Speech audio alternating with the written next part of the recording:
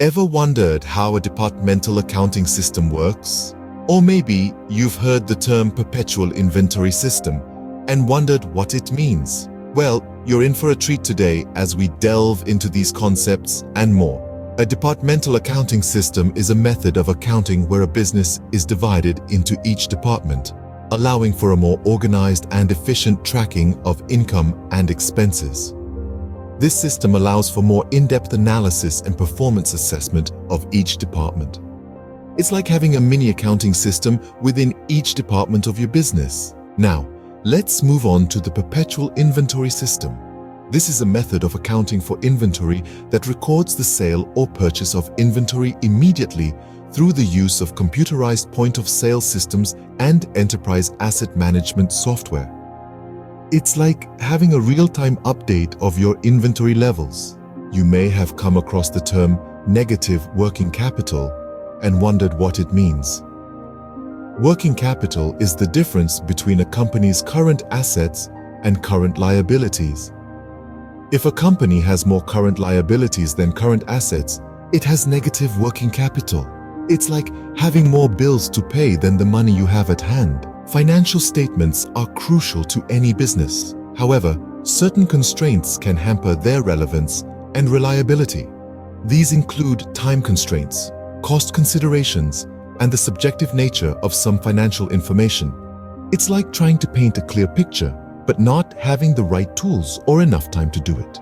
Now let's talk about the golden rules of accounting. They are 3 in number. 1. Debit the receiver, credit the giver. This is the rule for personal accounts. 2. Debit what comes in, credit what goes out. This is the rule for real accounts. 3. Debit all expenses and losses, credit all incomes and gains. This is the rule for nominal accounts. These rules form the baseline for all accounting transactions. The statement, debit the receiver, credit the giver, is actually quite simple. It means that when a transaction occurs, the party receiving the benefit is debited and the party giving the benefit is credited.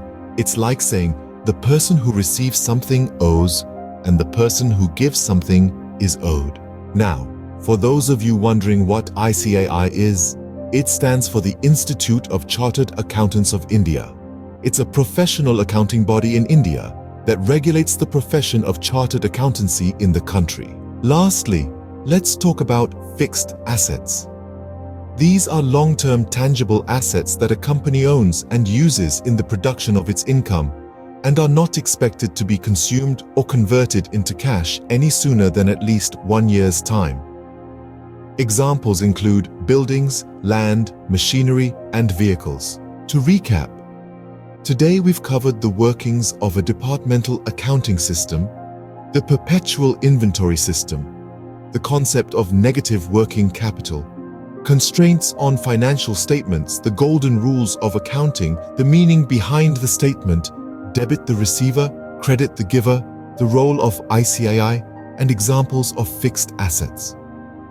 Remember, understanding these concepts can greatly enhance your financial literacy and make you a more informed business owner, student, or professional.